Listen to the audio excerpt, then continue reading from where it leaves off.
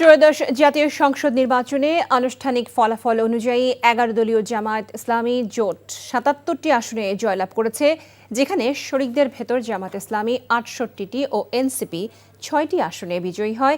এছাড়া খেলাফত মজলিস ৩টি আসনে জয়লাভ করে।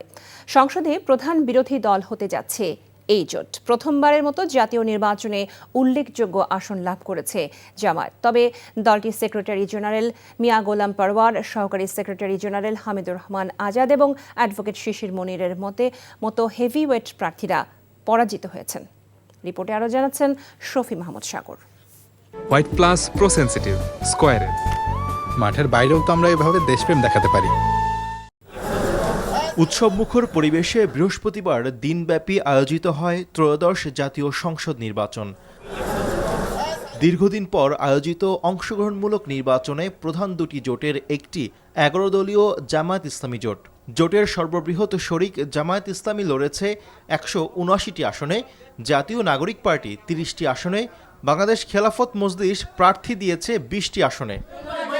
জাতীয় নির্বাচনে এবারই ইতিহাসে সর্বোচ্চ ৬৮টি আসন লাভ করেছে বাংলাদেশ জামায়াত ইসলামী।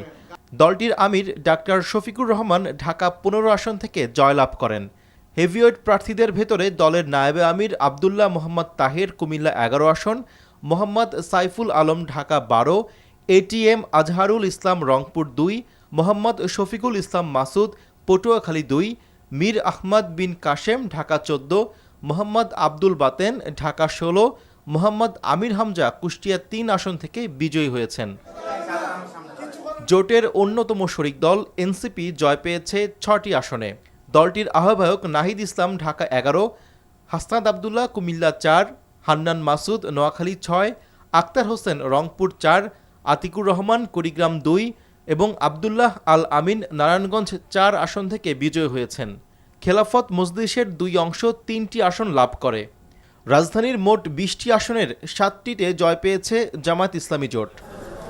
শফি মাহমুদ সাগর, এনটিভি নিউজ, ঢাকা।